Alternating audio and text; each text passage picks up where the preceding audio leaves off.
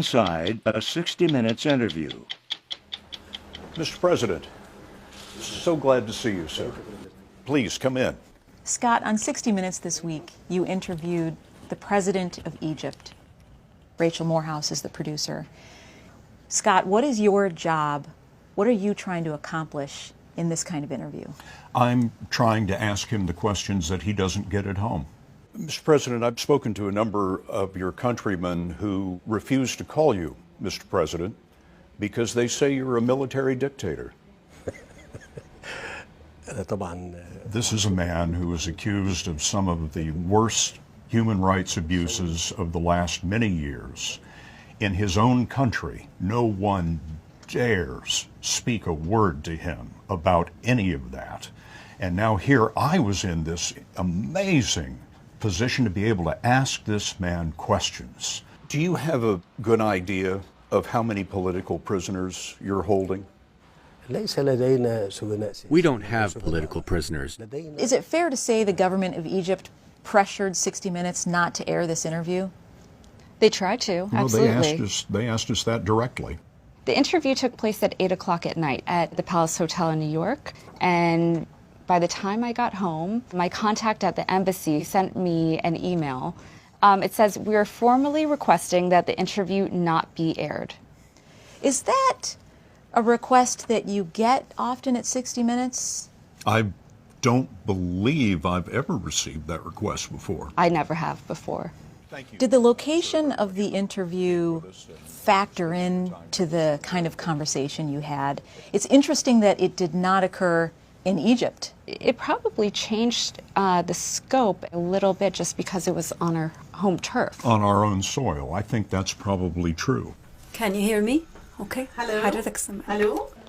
Yes. Did they have any sense of what the questions might be before the interview? Well, they wanted all of the questions in writing before the interview. I had a back and forth with them, I would say, for about a month, saying, absolutely not. We can't do this. This is not the way we work at 60 Minutes. We understood that he wanted to be on the world stage. He wanted to be a figure up there with the powerful leaders in the Middle East. And so we pitched this to him, that those powerful leaders come on 60 Minutes. Were there questions that you had identified, okay, he could tear off his mic with this question, he's not going to like this one? We don't care. We don't care. If I have a question there that needs to be asked, really on behalf of the entire world, and I think, well, he'll tear off his mic and run out of the room, well, then that's his answer. Mr. President, the organization Human Rights Watch says that there are 60,000 political prisoners that you're holding today as we sit here. I don't know where they got that figure. As a viewer, when you're watching the interview, you think, did he know what 60 Minutes is before he agreed to do this? Well, that was what I wondered too. His record on human rights, as chronicled by the United Nations and the U.S. State Department, is absolutely dreadful. 800 people were massacred, protesters in the streets of Cairo. So it was really important to seize this opportunity, because I don't know if he'll ever be questioned about it again. Did you give that order? Allow me to ask you a question. Are you closely following the situation in Egypt? From where do you get your information? How he might have decided to sit down with us and imagine that those questions weren't going to come up, I do not know. Thank you, sir. I hope to see you in Egypt. When the interview finished, you thanked each other for the conversation.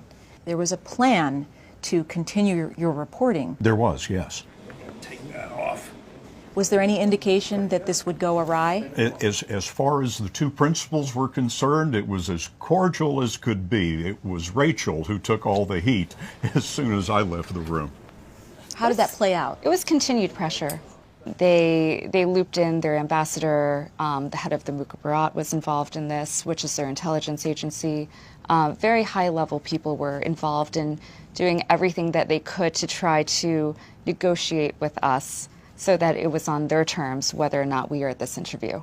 So what happens from there? You've got plane tickets booked to go to Egypt. This was just the first portion of your reporting, right? You had planned to go to Egypt and meet El-Sisi there, correct? That's right, and they offered Rachel the red carpet treatment in Egypt. They did.